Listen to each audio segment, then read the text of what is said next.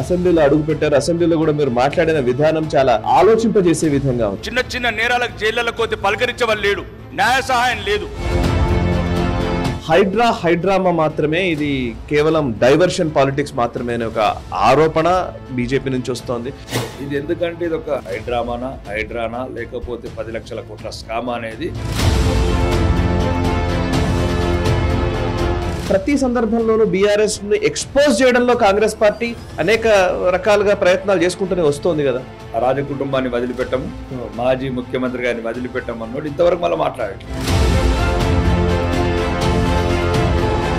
BRS Congress రెండు కుమ్మక్కైనాయి అని చెప్పేసి మీరు అంటున్నారు. రాక్షస సంతానం రాక్షసులే. వాళ్ళు ఎప్పుడు ప్రజలను దోసుకోవటము, హిందువులను అవమానపరచడము ఉమ్మడి లక్ష్యం. అప్పుడు బీజేపీ అనే ఒక వాయిస్ లేదా బీజేపీ లైన్ ఇది అన్నట్టుగా ఎందుకు కనిపించట్లేదు? ప్రజలు కోరుకునే పార్టీ ఎట్లయితే ఇప్పుడు పార్లమెంట్ ఎలక్షన్లు మమ్మల్ని కోరుకుంటున్నారో 100% తీరాలకు తీసుకెళ్తాం, విజయ తీరాలకు. నమస్తే, వెల్కమ్ టు నేషనలిస్ట్ హబ్. ప్రస్తుతం తెలంగాణలో రాజకీయ సమీకరణలు వేగంగా మారుతున్నట్టుగా కనబడుతోంది. అటు కాంగ్రెస్ పార్టీ తన అధికారాన్ని సుస్థిరం చేసుకోవడానికి రకరకాల స్కీములు, రకరకాల అంశాలతో ముందుకొస్తోంది. ఇప్పటికే వారిచ్చిన 6 గ్యారంటీలకు సంబంధించిన అంశం ఒకవైపు ఉంటే, ఇంకోవైపు రుణమాఫీ చేయడము అది పూర్తి స్థాయిలో జరగలేదన్న ఆరోపణలు, ప్రస్తుతం హైడ్రా అనే ఒక కొత్త అంశంతో ఈ రోజు ఒక తెలంగాణ రాజకీయాల్లో ప్రకంపనలు సృష్టిస్తున్నారు. సో అధికార పార్టీ ఇది చేస్తున్న టైంలోనే ప్రతిపక్షాల నుంచి కూడా అటు బీఆర్ఎస్ పార్టీకి సంబంధించి ఇటు బీజేపీకి సంబంధించి కొన్ని విమర్శలు, ఆరోపణలు వస్తున్నప్పటికీ బీఆర్ఎస్ కంటే బీజేపీ వైపు ప్రజలు చూస్తున్న సందర్భంలో బీజేపీలోనే భిన్న స్వరాలు వ్యక్తమవుతున్నాయన్న అభిప్రాయం కూడా బయటకు వ్యక్తమవుతోంది. సో ఈ నేపథ్యంలో అసలు భారతీయ జనతా పార్టీ ప్రస్తుతం ఉన్న తెలంగాణ రాజకీయ పరిణామాల్లో ఎక్కడుంది? నంబర్ 2ఆ, నంబర్ 3ఆ, లేకపోతే నిజంగా ఆ పొజిషన్స్ కోసం ఎదురు చూస్తున్నారా? ఈ అంశాల గురించి కొంత చర్చ నడుస్తున్న టైంలో అండ్ ఈవెన్ అధ్యక్ష పదవికి సంబంధించిన చర్చ కూడా నడుస్తున్న టైంలో, అంతర్గతంగా సఖ్యత ఉందా లేదా అన్న అంశం నడుస్తున్న టైంలో, హైడ్రా గురించిన చర్చ నడుస్తున్న టైంలో ప్రస్తుతం మనతో ఉన్నారు పైడి రాకేష్ రెడ్డి గారు, ఆర్మూర్ భారతీయ జనతా పార్టీ ఎమ్మెల్యే రాకేష్ రెడ్డి గారు. వారు ఏం చెప్తారో తెలుసుకుందాం. అండ్ ప్రపంచవ్యాప్తంగా కూడా మొన్న బంగ్లాదేశ్ లో హిందువుల ఊచకోతల గురించి కూడా మనం మాట్లాడదాము. రాకేష్ రెడ్డి గారు నమస్కారం సార్. నమస్తే సార్. ఫస్ట్ రాకేష్ రెడ్డి గారు, 8 నెలలు అవుతుంది ఆల్మోస్ట్ మీరు ఎమ్మెల్యే అయ్యి కదా. 9 months, 9 నెలలు. 9 నెలల మీ ఎమ్మెల్యేగా మీ అనుభవం ఒకసారి చెప్తారా? ఫస్ట్ టైం ఎమ్మెల్యే ఎలక్ట్ అయ్యారు, అసెంబ్లీలో అడుగు పెట్టారు. అసెంబ్లీలో కూడా మీరు మాట్లాడిన విధానం చాలా ఆలోచింపజేసే విధంగా ఉంది. ఒక రకంగా ఏం చేస్తున్నాం మనం అనే ఒక లైన్ తీసుకున్నారు మీరు. నిజంగా ఇక్కడ పన్నెండు పంపించింది ఏంటి, మనం చేస్తున్నది ఏంటి అన్న యాంగిల్లో మీ ఆవేదన నాకు కనబడింది స్పష్టంగా. సో నేను ఈ రోజు జరుగుతున్న రాజకీయ పరిణామాల గురించి మాట్లాడే ముందు ఫస్ట్ నేను ఎన్నికైన తర్వాత ఒక ఇంటర్వ్యూ చేశాను మీతోటి. ఇప్పుడు 9 నెలల తర్వాత ఒక ఎమ్మెల్యేగా మీ అనుభవం చెప్తారా? ఎమ్మెల్యేగా అనుభవం అంటే ఒకటే, ఇక్కడున్న ఇప్పుడు ఏదైతే పార్టీ ఉందో అధికారంలో ఉన్న పార్టీ ప్రజలని మభ్యపెట్టి ఒక మోసపూరితమైన వాగ్దానాలతో గద్దెనెక్కింది. ఇంకా వాగ్దానాలకు మసిపూసి మారడికాయ వేయటము, రకరకాల మాటలు మార్చుకుంటూ, ఫర్ ఎగ్జాంపుల్ రుణమాఫీ, ఓకే వాట్ ఎవర్ వాళ్ళ మేనిఫెస్టోలో పెట్టారు. రెండు వాళ్ళకున్న ఇప్పుడు నేషనల్ ప్రెసిడెంట్ ఈరోజు భారతదేశానికి ప్రధాని కావాలని కలలు కంటున్నా, మా మతం కానివాడు, మా జాతి కానివాడు, క్లియర్గా పేపర్లలో యాడించినప్పుడు చెప్పారు ఎటువంటి షరతులు లేకుండా రుణమాఫీ చేస్తామని మేనిఫెస్టోలో పెట్టారు. గౌరవనీయ ముఖ్యమంత్రి గారి వీడియో విజువల్స్ కూడా ఉన్నాయి. కానీ దాన్ని ముందు 50,000 కోట్ల నుంచి తీసుకొచ్చి 30,000 కోట్లని, 20,000 కోట్ల నుంచి చివరికి ఎక్కడ ఒక 15,000 కోట్ల దగ్గర ఆపారు. అంటే మొత్తానికి 9 నెలల అసత్యాలు, అబద్ధాలు, అవినీతి తప్ప ఈ కాంగ్రెస్ పార్టీ కానీ ఈ ప్రభుత్వం కానీ సాధించింది ఏం లేదు 9 నెలల్లో. సో అసెంబ్లీ జరిగిన తీరు గురించి? ఇంకా అసెంబ్లీ నువ్వు కొట్టినట్లు చేయు, నేను తిట్టినట్లు చేస్తాను, నేను ఏడిచినట్లు చేస్తాను. 2 పార్టీలు కుమ్మక్కైనాయి, బీఆర్ఎస్ కాంగ్రెస్ అండ్ మజ్లిస్. ఎందుకంటే చిన్న ఉదాహరణ, మామూలు 7 సీట్లున్న ఎంఐఎంకు 5.5 గంటలు ఎట్లు ఇస్తారు? దానికి మొత్తం ఒకటి కుమ్మక్కైంది 3 పార్టీలు.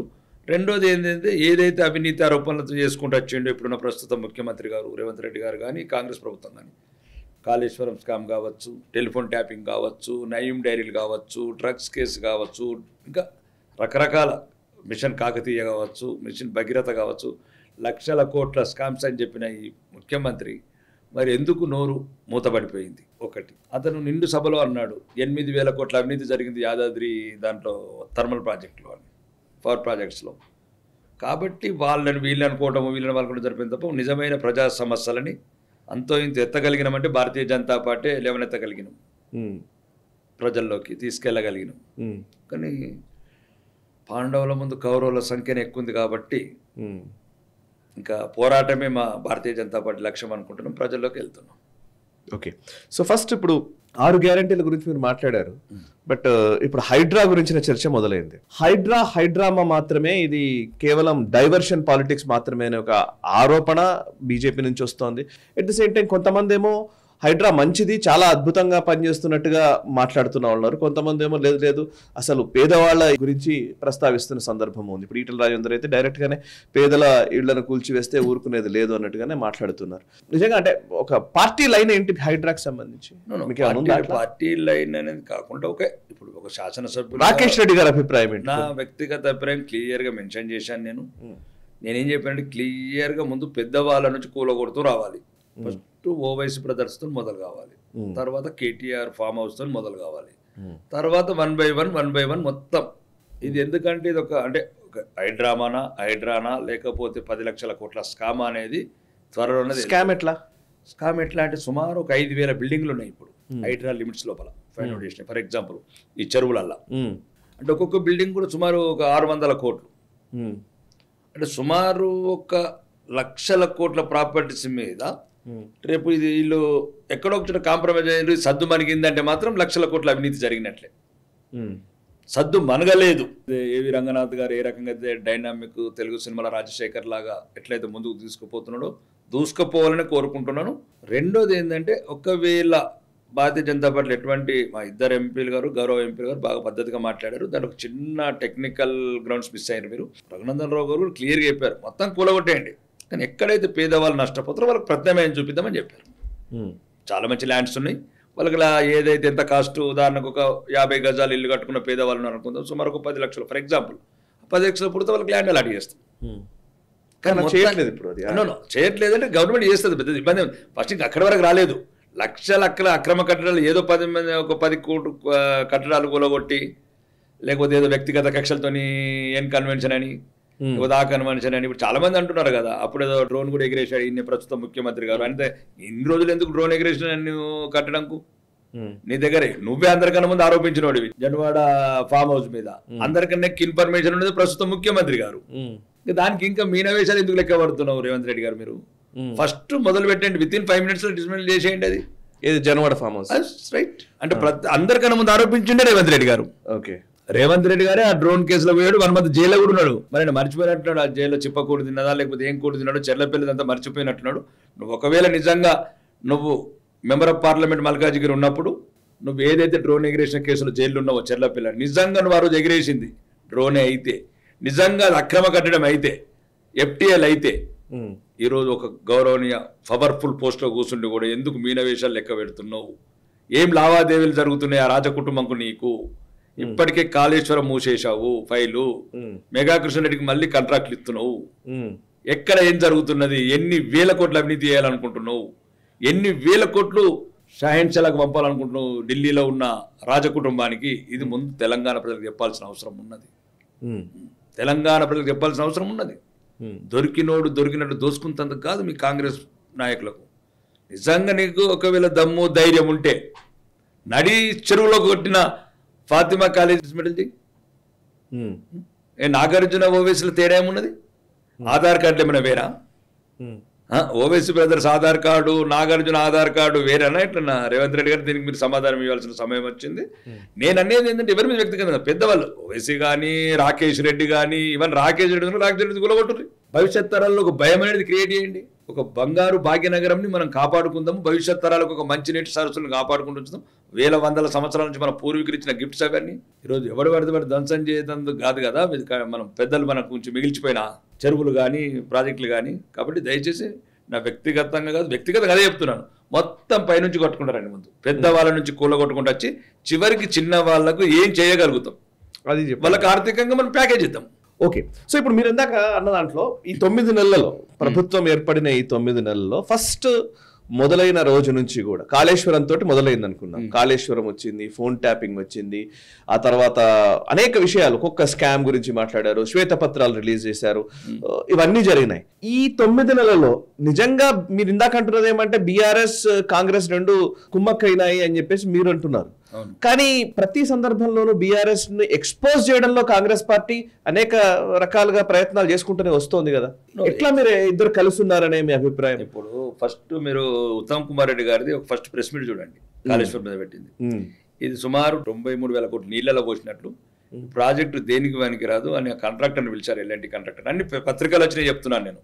ఇది 1,00,000 కోట్ల అవినీతి జరిగింది, ఎట్టి పరిస్థితుల్లో ఆ రాజ కుటుంబాన్ని వదిలిపెట్టము, మాజీ ముఖ్యమంత్రి గారిని వదిలిపెట్టము అన్నోడు ఇంతవరకు మళ్ళీ మాట్లాడట్లేదు. ఇక ఫోన్ ట్యాపింగ్, హీరోయిన్ల గొంతులు విన్నాము, ఆ గొంతులు విన్నాము, ఎన్నో పచ్చని సంవత్సరాలు పాపారి యువరాజు అని, లేకపోతే రకరకాల రేవంత్ రెడ్డి గారి ఫోన్ ట్యాపింగ్ అయింది, ఏదో మునుగోడు ఎలక్షన్ రకరకాలు చెప్పారు కదా, అన్ని పత్రికలు వచ్చినాయి. మరి ఈ గొంతులన్నీ కాంగ్రెస్ నాయకులు ఇండియాలో కూర్చొని వింటున్నారా? అంటే మా ఆడబిడ్డల గొంతులు ఈ రకంగా ఏదైతే ట్యాపింగ్లు చేసి ఇంకుంటే ముజిక్ వింటున్నారా వీళ్ళు కాంగ్రెస్ వాళ్ళు? ఎవరు మేము ఎందుకు చర్యలు తీసుకుంటలేరు? ఒక ఆడబిడ్డలకు వాళ్ళ ఆత్మగౌరవానికి సంబంధించిన సమస్య ఇంత నిర్లక్ష్యం ఎందుకు ప్రస్తుతం ముఖ్యమంత్రి కానీ ఈ కాంగ్రెస్ నాయకులకు కానీ? అదొక ఫైనాన్షియల్ మ్యాటర్ కాదు కదా, అది ఆడవాళ్ళ ఆత్మగౌరవానికి సంబంధించిన ఇష్యూ. రాష్ట్రలో ఒక ప్రైవేట్ సీక్రెట్కి సంబంధించి కావచ్చు, ప్రైవేట్ లైఫ్స్ సెక్యూరిటీ గురించి సంబంధించిన ఇష్యూ, అట్లాంటిది కూడా మూసేశారు. రెండోది సినిమా స్టార్ డ్రగ్స్ అన్నారు, డ్రగ్స్ కేసు అప్పుడు పెద్దగా ఎగిరాడిన తుపాకీ రాముల్లాగా రేవంత్ రెడ్డి గారు. మరి ఆ తుపాకీ ఎక్కడ పోయిందో, ఆ ఎగురుడు ఎటు పోయిందో, 3 రోజులు తీస్తాడు, క్లోజ్ చేస్తాడు, మళ్ళీ చీకట్లో ఒప్పందాలు, డైరెక్ట్ బేగంపేట ఎయిర్పోర్ట్కి వెళ్ళిపోతారు కాంగ్రెస్ వాళ్ళు, డైరెక్ట్ ఢిల్లీలో దిగుతారు. ఈ మతలబ్ ఏందో అర్థం కావట్లేదు. మేఘా కృష్ణారెడ్డికి ఉరి పెడతానని మరి ఉరి పోయి మళ్ళీ ఇప్పుడు పూలదండలు ఎత్తున్నాడు ఆయన ప్రాజెక్టుకి. దీన్ని బట్టి తెలంగాణ ప్రజలు చైతన్యం కావాల్సిన అవసరం ఉంది. మొత్తానికి కుమ్మక్కు రాజకీయాల్లో భాగంగా ఈరోజు తెలంగాణ ప్రజలను మళ్ళీ ఒకసారి తాకట్టు పెడుతున్నారు. అండ్ ఇంకోటి, మీరేమో వాళ్ళిద్దరు బీఆర్ఎస్ కాంగ్రెస్ మధ్య ఏదో లోపాయికార ఒప్పందం అని మీరు అంటున్నారు, వాళ్ళేమో బీఆర్ఎస్ బీజేపీ మధ్య నడుస్తోంది, బీఆర్ఎస్ బీజేపీలో విలీనం కాబోతోంది, విలీనానికి సంబంధించిన చర్చ, అందుకే కవితకు బెయిల్ వచ్చింది, ఇవన్నీ మాట్లాడుతున్నారు. సో ఈ 3 ముక్కలాటలో ఏ ముక్కలు ఎట్టున్నాయి ఒకసారి చెప్తారా? ఇప్పుడు ఒకటేనండి, మీరు ఒకసారి ఆలోచించాల్సింది భారతీయ జనతా పార్టీ గురించి చాలా విలీనం గురించి అయితే చర్చ వచ్చింది కదా. రాజకీయాలలో ఒక కరెంట్ అఫైర్స్ అండి, రొటీన్ చర్చలు జరుగుతూనే ఉంటుంది, రాజకీయం అంటారు. ఓకే, విలీనం కావాల్సింది ఒకటేనండి, విలీనం కావాల్సిన అది కాదు, సబ్జెక్ట్ ఈజ్ అవ్వాలి. ఇప్పుడు ఏంటంటే ఇప్పుడు 10 మంది ఎమ్మెల్యేలు పార్టీ మార్చారు, మరి మా పార్టీలోకి ఎందుకు రాలేదు? ఇప్పుడు ఏవైతే నువ్వు అవినీతి పరులు అన్నావు ముఖ్యమంత్రి గారు, రకరకాలుగా అన్నాడు ఆయన. ఏమన్నాడు, వీళ్ళందరినీ చెట్టు కట్టేసి కొట్టాలా, ఈ రకరకాల పదాలు వాడాడు. ఆ పదాల ముఖ్యమంత్రికి కూడా ఆ హోదాకు కూడా అది కరెక్ట్ కాదు. ఇంకా నిన్నగాక మొన్న సుప్రీంకోర్టు కూడా చివాట్లు పెట్టింది ఆయనకు. అంటే నేను అనేది ఏంటంటే బందిపోట్ల దగ్గరికి పోతారండి. రాముడి సంతానం రామరాజ్యం కోరుకున్న వాళ్ళే మా భారతీయ జనతా పార్టీకి వస్తారు. అదంతా రావణులు, రాక్షస సంతానం, రాక్షసులే. వాళ్ళు ఎప్పుడు ప్రజలను దోసుకోవటము, హిందువులను అవమానపరచడము ఉమ్మడి లక్ష్యం. అప్పుడు కేసీఆర్ గారు కావచ్చు, హిందువులు బంధువులు అన్నోళ్ళు, ఇప్పుడు దేవాలయ భూములు ముస్లింలకు గీయడంలో కావచ్చు, ఇవన్నీ రేవంత్ రెడ్డి గారు కావచ్చు, నిన్న మొన్న పాత బస్తీల మందిరాలు కూలగొట్టుడు కారణం కావచ్చు. మొత్తానికి హిందూ ద్రోవుల ప్రభుత్వం ఉంది ఇక్కడ. రెండోది కవిత, ప్రచారి కవిత అంటే ఏంటంటే అసలు కాంగ్రెస్ ఎక్కడ ఉండేది? కవిత లాంటి వాళ్ళు 3 మంది ఉన్నారండి దేశంలో. 5 కోట్ల కేసులు ఉన్నాయి, ఇన్వెస్టిగేషన్స్ ఏజెన్సీస్, రకరకాల ఏజెన్సీలలో కొన్ని కేసులు ఉంటాయి, వస్తూ ఉంటాయి, పోతుంటాయి. కవిత గారు ఎంత అండి, మాకు చిన్న 30 రాష్ట్రాల్లో ఒక రాష్ట్రం ఇది, 30 రాష్ట్రాల్లో ఒక ఎమ్మెల్సీ కూడా స్థానిక సంస్థలు నామినేట్ అయింది. ఆమె ఓడిపోయిన పార్లమెంట్ అభ్యర్థి. ఆమె గురించి ఏదో పెద్ద మీరు ఏదో ఒక దేశ నాయకురాల్లాగా ఎక్స్పోజ్ చేస్తున్నారు. ఓకే, అది ఏం చేసింది, ఏం తేలింది అనేది అవి ఇన్వెస్టిగేషన్ సంస్థలు ఛార్జ్షీట్ సబ్మిట్ చేసినాయి, తర్వాత కోర్టు నిర్ణయించాలి అవి, అంతే. అంతవరకు తప్ప ఇంకా అంతకు మించి మాకేం లేదు. రెండోది, భారతీయ జనతా పార్టీ స్వతంత్రంగా ఎదుగుతున్నది. ఆల్రెడీ 8 పార్లమెంట్ సీట్లు, 35% ఓట్లు తెచ్చుకున్నాం. ప్రజల అభిమానంతో, ప్రజల ఆదరణతో, ఇదే సంకల్పంతో ముందుకెళ్తాము. ఈ రకంగానే ప్రజాక్షేత్రంలో పోరాటాలు చేస్తాము. చేసి హిందువులకు జరిగిన అవమానాలు, హిందువులకు జరుగుతున్న ఇబ్బందికరమైన పరిస్థితులు, ఇవన్నీ మన జాతిని మేల్కొల్పి ఈ 5 సంవత్సరాలు ప్రతిపక్ష పాత్ర బ్రహ్మాండంగా పోషించి ప్రజల పక్షాన నికాసైన ప్రతిపక్షంగా నిలబడి మళ్ళీ తెలంగాణ సెక్రటరీ కాషాయ జెండా రాకేష్ రెడ్డి గారు, నేను డైరెక్ట్ ఫ్రాంక్ గానే అడుగుతా మిమ్మల్ని. మీతో మీరు అంతే సూటిగా ఉంటారు కాబట్టి. చెప్పండి. కిషన్ రెడ్డి గారు ఒకవైపు, కిషన్ రెడ్డి గారు కావచ్చు అధ్యక్షుడు అండ్ మంత్రి, సంజయ్ గారు కావచ్చు, లేకపోతే ఈటల రాజేందర్ గారు కావచ్చు, మిగతా ఎంపీల నాయకులు కావచ్చు, ఎమ్మెల్యేల్లో మీరు కావచ్చు, అటు ఉన్న ఎలెట్ మహేశ్వర్ రెడ్డి గారు కావచ్చు, వెంకటరమణారెడ్డి గారు కావచ్చు, ఇంతమంది నాయకులు ఉన్నారు. 8 మంది ఎమ్మెల్యేలు ఉన్నారు, 8 మంది ఎంపీలు ఉన్నారు. ఇంతకుముందు ఇంత స్ట్రెంత్ లేదు అసలు బీజేపీకి. ప్రజాప్రతినిధుల స్ట్రెంత్ ఇంతగా లేదు ఇంతకుముందు ఎప్పుడు. చాలా పెరిగింది. 8 మంది ఎమ్మెల్యేలు, 8 మంది ఎంపీలు ఉన్నారు. నిజం, నేను అందరికి అందుకే అడుగుతున్నా, ఎంతమంది ఉన్నారు, స్ట్రెంత్ కరెక్ట్ గానే ఉంది. ఎవరికి వాళ్ళు ఇండివిజువల్ గా అద్భుతంగా మాట్లాడతారు, గంటల తరబడి మాట్లాడగలరు, ప్రజలు నొప్పించగలరు, అంతా ఫైన్. బట్ అందరిది ఒకే వాయిస్ లో బీజేపీ అనే ఒక కోణంలోకి ఎందుకు కనిపించట్లేదు?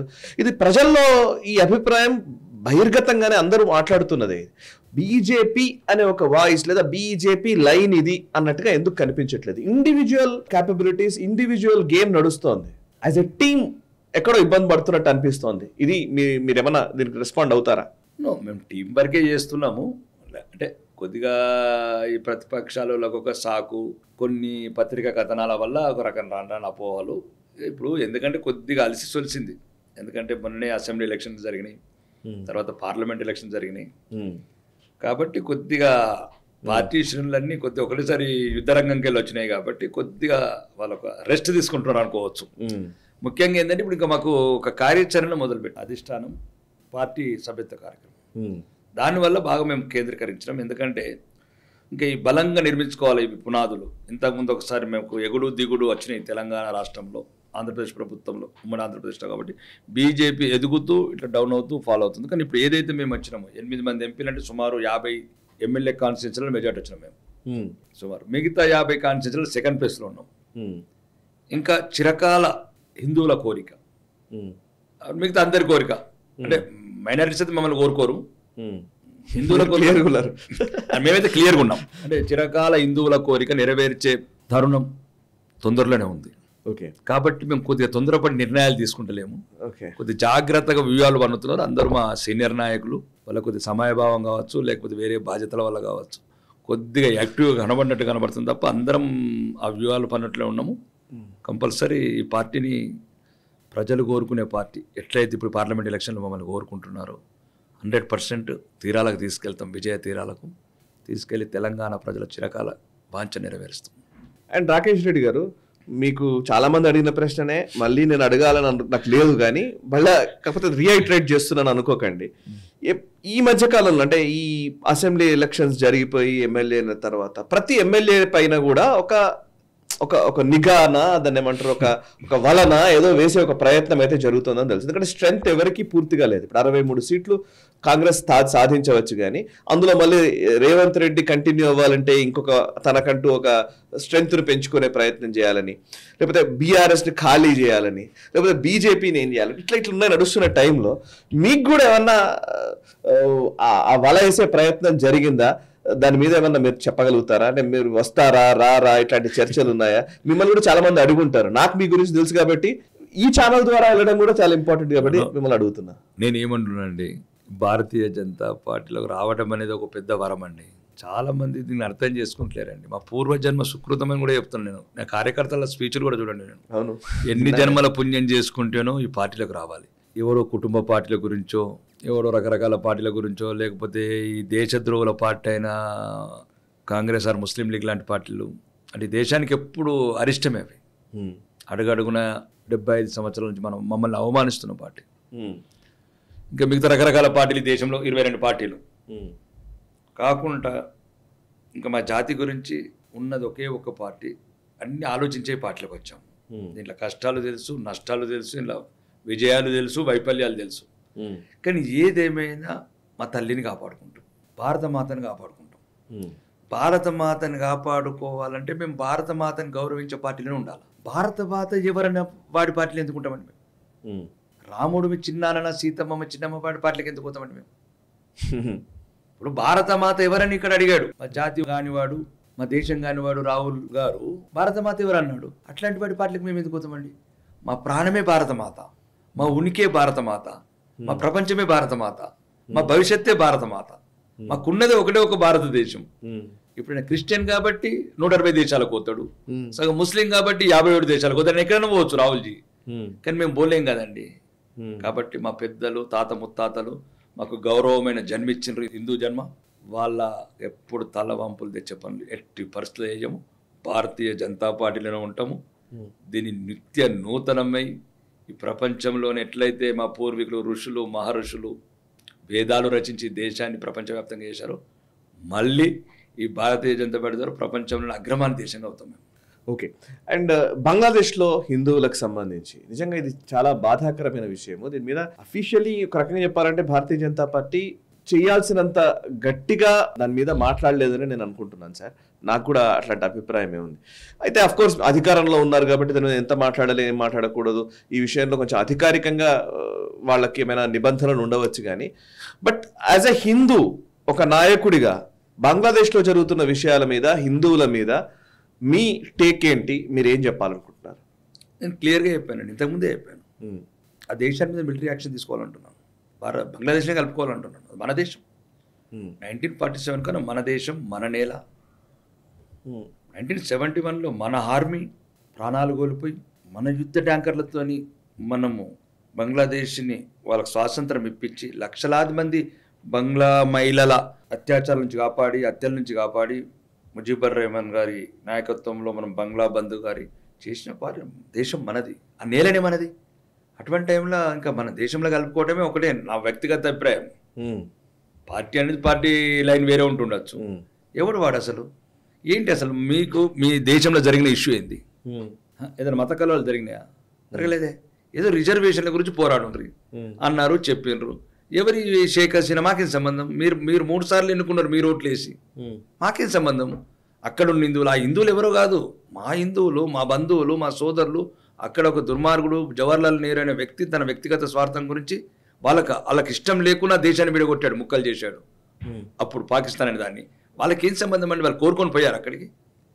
ఆ వ్యక్తి స్వార్థం గురించి దేశాన్ని విడగొట్టాడు. కాబట్టి ఇప్పటికి కూడా ఆ కుటుంబం వల్లనే హిందూ జాతి ఏడుస్తున్నది కన్నీళ్ళు. ఆ కన్నీళ్ళు ఊరికనే ఉసురుగా పోవు. ఇంతకుముందు జరిగిన సంఘటనలు కూడా అవే. ఆ హిందూ జాతి ఉసురే తగులుతున్నది. ఏంటి అన్యాయం చేశారండి? ఒక అమ్మాయి మీద 140 మంది మానభంగాలు చేస్తారా? 2 ఏళ్ల పాపను మానభంగం చేస్తారండి. ఇంత దారుణాలంటే ఆ దారుణాలు అదే రకంగా చెప్పాలో కూడా అర్థం కాదు, ఎవరికి చెప్పాలో అర్థం కాదు. ఆ ప్రమాదం ఇక్కడ పొంచి ఉందంటే ఎవరికి అర్థం కావట్లేదు. మా వాళ్ళే మాకు శత్రువులు అయ్యారు మా జాతికి. ఇప్పుడు నేను చెప్పింది నేను బహిరంగంగా ప్రపంచం అమెరికాలో ధర్నాలు చేస్తున్నారు, అమెరికాలో లండన్లో ఆస్ట్రేలియాలో ధర్నాలు చేస్తున్నారు. అంటే హిందువుల మీద జరిగే దాడులకు ప్రపంచం ప్రతిస్పందించింది తప్ప ఇక్కడ ఒక దుర్మార్గుడైన ప్రతిపక్ష నాయకుడు మాత్రం ప్రతిస్పందించలేదు. రాహుల్ గాంధీ గారు, రాహుల్ గాంధీ కాదు, 22 పార్టీలు ఎవరు స్పందించలేదు. ఏం పాపం చేసామో అర్థం కాదు. మరి అదే పలస్తీనాలో ఒక చిన్న సంఘటన జరిగితే కొవ్వొత్తులు పట్టుకొని సినిమా స్టార్లు, ఈ తెలుగు స్టార్లు, హిందీ స్టార్లు, ఇంటలెక్చువల్స్, ఆ రాయిలు ఈ రాయిలు, ఆ కమ్యూనిస్టోడు ఈ కాంగ్రెసోడు అన్నీడు అఖిలేష్ యాదవ్ వీళ్ళందరూ రోడ్ల మీదకి వస్తారు. హిందువులు చేసిన పాపం ఏంది అనేది అర్థం కావట్లేదు నాకు. అంటే హిందువుల ఉట్టడిపై నేరమాలు చేసింది, అదొక్కటే అవుతుంది. ఒక భారత ప్రభుత్వం ఏ రకంగా ప్రతిస్పందించాలో ఆ రకంగా ప్రతిస్పందించింది. అవి కొన్ని ఇంటర్నేషనల్ న్యాయ చట్టాలు ఉంటాయి కాబట్టి దానికి కొద్దిగా లోబడి నిరసన తెలిపాల్సి వస్తుంది. అది సెటరైట్ చేసినాం. ఈ దేశంలో ఒక్కటి గమనించండి సాయికృష్ణ గారు, హిందువుల గురించి ఏడ్చే పార్టీ ఒకటే ఉంది, తూడ్చే పార్టీ ఒకటే ఉంది, కన్నీళ్లు పెట్టే పార్టీ ఒకటే ఉంది, కడుపులో దాచుకునే పార్టీ కూడా ఒకటే ఉంది, అదే భారతీయ జనతా పార్టీ. నేను ఈ ఇంటర్వ్యూ ద్వారా దయచేసి నేను ఎవరితోన్న ఆర్గ్యుమెంట్ సిద్ధంగా ఉన్నా మిగతా ప్రతిపక్షాలతో. ఒక్కోడు ఇక్కడ తెలంగాణ చూసుకుంటే ఒక రేవంత్ రెడ్డి, ఒక దామోదర్ రాజనరసింహ, ఇంకెవరో ఉప ముఖ్యమంత్రి బట్టి విక్రమార్క కావచ్చు, సీనియర్ నాయకులు కోమటిరెడ్డి బ్రదర్స్ కావచ్చు, పొంగులెడ్డి బ్రదర్స్ కావచ్చు, స్టాలిన్ కావచ్చు, అఖిలేష్ యాదవ్ కావచ్చు, ఉద్ధవ్ ఠాక్రే కావచ్చు, ఈ దేశంలో ఉన్న ప్రతిపక్షపుడు ఒక్కడన్న ఒక చిన్న స్పందించారండి దాని మీద లేదు. అంటే కాబట్టి దీన్ని బట్టి హిందువులు మేల్కోవాల్సిన సమయం వచ్చింది. దయచేసి మీరు ఏ పార్టీలైనా ఉండండి, కానీ ధర్మానికి ప్రమాదం వచ్చినప్పుడు మాత్రం మనమందరం ఒకరికొకరు కావాల్సిన అవసరం వచ్చింది. ఒకరికొకరం అవుతామంటేనే సాటి సోదరుల మీద అట్లాంటి దాడులు జరిగాయి. అంటే భయపడతారు. అండ్ అందరూ ఒకటి ఉన్నారు, పార్టీలకు అతీతంగా ఒకటి ఉన్నారు. ధర్మానికి ప్రమాదం వచ్చినప్పుడు ఇంకా దాడి చేసేవాడికి ఆ ధైర్యం రాదు. ఇక దానికి ఇంకా ఆలోచించుకోవాల్సింది హిందువులే తప్ప ఇంకా వేరే వాళ్ళు కాదు. మీరు బలమైన వాళ్ళని కనండి అని చెప్పి పిలుపునిస్తున్నారు. యాక్చువల్లీ మీరు ఇచ్చిన పిలుపుని కొంచెం ఒకసారి మళ్ళీ చెప్తారా? అది అవును, నేను చెప్తున్నా. హిందూ సమాజానికి మీరు ఇచ్చే సందేశం. ఇది కాంగ్రెస్ ఒక పెద్ద కుట్ర. ఇది అప్పుడున్న ఇందిరాగాంధీ గారు కావచ్చు, సంజయ్ గాంధీ గారు కావచ్చు, హమ్దో హమారక్దో ఎవరు చట్టాలు చేశారు? అది చట్టం ఏం చేయలేదే. అసలు మేము వెళ్ళి కన్నడం ఆపేయమన్నారు, నువ్వేమో కన్నడం ఆపేసినావు. వాడు ఆపేటోడేమో ఆపుతలేడు, ఆడి మీద ఏడుస్తున్నావు. మీరేమో చట్టం చేయకముందే ఈ కాంగ్రెస్ మాయలో పడి మీ జీవితాలని, మీ భవిష్యత్ తరాలని, మీ భవిష్యత్తు తరాలే కదా పుడితే ఇంకో. ఇప్పుడు నేనున్నాను, మా ఇంట్లో అంటే మాకు కొద్దిగా ఇప్పుడు అవగాహన వచ్చింది. నాకు కూడా 3 సంతానము. నాకంటే ఇప్పుడు మాకు ఒక జ్ఞానోదయం అని చెప్తున్నాను. ఎవరు వద్దన్నారు మేము సంతానంగా? ఎందుకు అసలు ఆపేశారు? కాంగ్రెస్ మోసపూరితమైన పబ్లిసిటీ వల్ల, చర్యల వల్ల హమ్దో అమరదో మేమిద్దరం మాకిద్దరం ముద్ద అనుకుంటాం. మరి అదే వాళ్ళు ఇంప్లిమెంట్ చేయలేదు. అది నువ్వేమో కనలేకపోతున్నావు, వాడినేమో ఆపలేకపోతున్నావు. ఈ డైలామాకి నేను ఒకటే చెప్పిన సమాధానం. ఇంకా కామన్ సివిల్ కోడ్, కాకరకాయ సివిల్ కోడ్ ఇవన్నీ పక్కన పెట్టండి. ఇక ఓకే, మనకు శక్తి ఉంది, ఈ ఇద్దరిని బతికించుకోవాలా. ఎవరైతే మీరు కోరికలు కోరుకుంటున్నారో హిందువులు, వాడే ఇంజనీరు, వాడే కలెక్టర్, వాడే డాక్టర్ అనుకుంటే, ఎవరైతే ఇప్పుడు ఫారం కోల్ అని అంటున్నారో బాయిలర్ కోల్ అని, ఈ బాయిలర్ కోళ్ళకు బదులు ఇంకొక 7 కనుమంటున్నాను నేను. ఒక్కడేమో ఆర్మీలో ఉండాలా, ఒకడేమో వ్యవసాయదారుడు రైతు అయి ఉండాలా, ఒకడేమో పోలీస్ వ్యవస్థలు ఉండాలా, ఒకడేమో అడ్వకేట్ న్యాయ వ్యవస్థలు ఉండాలా, ఒకడేమో వ్యాపారవేత్త ఉండాలా, ఒకడేమో రాజకీయ నాయకుడు ఉండాలా, ఒకడు బరాబర్ రౌడీ గుండా ఉండాలా. రౌడీ గుండా అంటే వాడు దేశం గురించి, ధర్మం గురించి సావడానికి సిద్ధపడ్డారు. రెడీ. ఎదుటోడు ఎట్లయితే ఇప్పుడు బంగ్లాదేశ్ లాగా కత్తి పట్టిండో కత్తి, తుపాకీ పట్టిండో తుపాకీ, అది భారతం మాత బాగా గర్వపడుతుంది. ఇట్లాగంటే 9వ బిడ్డని మాత్రం అప్పుడు బరాబర్ సెట్ అవుతుంది ఈక్వల్. వాడు పక్కనోడేమో 11 మందితో క్రికెట్ ఆడుతుంది, ఇద్దరితో ఎట్లా ఆడుతావు క్రికెట్? నేను అదే చెప్తున్నాను ప్రజలకు, బహిరంగంగా చెప్తున్నాను. ఇక అది ఎప్పుడో వస్తుంది కామన్ సివిల్ కోడ్. ఇక వాళ్ళని వాడు వినడిగా, उसको 11 को बराबर में जवाब में 11 बनाना ही पड़ेगा. ओके, एक ही है उसका जवाब, हीट का जवाब पत्थर से देना ही पड़ेगा. वो वक्त आ गया. चुप के रो के अपना घरों के अंदर रोने की जरूरत नहीं है. बंदूक का जवाब बंदूक, बम का जवाब बम, बारूद का जवाब बारूद. उन्हों तलवार निकालेगा तो अपन तलवार निकालेंगे, उन्हों बंदूक निकालेगा तो अपन बंदूक निकालेंगे. उन्हों जब पूलार लेके आए तो पूलार लेंगे. भाई बोले तो भाई, साले बोले तो साले. सबको तैयार रहना, देश एक रहना, हिंदू एक होना. जब आगे वाला बराबर सेट होता, देखो कैसा सेट होना वैसी सेट होता. जब वो वक्त आएगा, लोगों के अंदर सोच शुरू हो गया बहुत जल्दी. जब हमारा जो इरादा है, जो देश को बचाना है, जरूर बचा लेगा. ये बांग्लादेश, पाकिस्तान, ये कुछ हमारा सामने कुछ मतलब खड़ा भी नहीं रहेगा. एक ऐसा है हमारा पास अग्निवीर है, ऐसा मतलब एक नेताजी सुभाष चंद्र बोस बनाएगा हम लोग. हमारा ताकत है, देश का ताकत है. हजारों साल से लड़ते गिरते आ रहे हैं हम लोग. ये छोटा चिंदी लोग, चोरी चिंदी लोग कुछ नहीं कर सकते. हमारा धर्म कोई मिटा नहीं सकते. हमारा धर्म, ये जो धर्म 1500 साल पहले नहीं बने, 200 2000 नहीं, लाखों साल पहले जो दुनिया के अंदर वेद सिखाया, सब कुछ सिखाया. धर्म मिटाने का कुछ सोच है, सोच बंद कर लो पहले, नहीं तो सोच को भी खत्म करेगा हम लोग. సూపర్. ఇదే హైతో నేను క్లోజ్ చేస్తాను sir. Thank you very much Rakesh Reddy గారు. చాలా అద్భుతంగా మాట్లాడారు. చాలా అద్భుతమైన కాన్ఫిడెంట్గా ఒక ఈ హిందూ సమాజానికి ఒక దిశానిర్దేశమే అంటాను నేను. Really thank you very much for giving this wonderful message. Thanks a lot. ధన్యవాదాలు. సో చూసారు కదా, ఇది రాకేష్ రెడ్డి గారితో స్పెషల్ ఇంటర్వ్యూ. రాకేష్ రెడ్డి గారితో మాట్లాడుతుంటే హైలో ఉంటుంది ఒక్కసారిగా చెప్పాలండి. నిజంగా మనం హిందూ సమాజానికి అరే ఇలా మాట్లాడే వ్యక్తులు చాలా అవసరం కదా అనిపిస్తూ ఉంటుంది. సో ఆయన మాట్లాడిన మాటల్ని 10 మందికి షేర్ చేసే బాధ్యత మాత్రం మనందరిది. సో ఈ వీడియోని ఎక్కువ మందికి రీచ్ చేసే ప్రయత్నం చేయండి, లైక్ చేయండి, కామెంట్స్ ద్వారా వారి అభిప్రాయాలతో మీరు ఏకీభవిస్తే కనుక మీరు చెప్పండి. ఒకవేళ లేదు అనంటే కూడా మీరు మీ అభిప్రాయాల్ని పంచుకోండి. అండ్ నేషనలిస్ట్ హబ్ మనసా వాచా కర్మణ దేశహితం కోసం పనిచేస్తోంది. దీన్ని సబ్స్క్రైబ్ చేసుకుని జాతీయవాద జర్నలిజాన్ని ప్రోత్సహించండి. Thank you very much.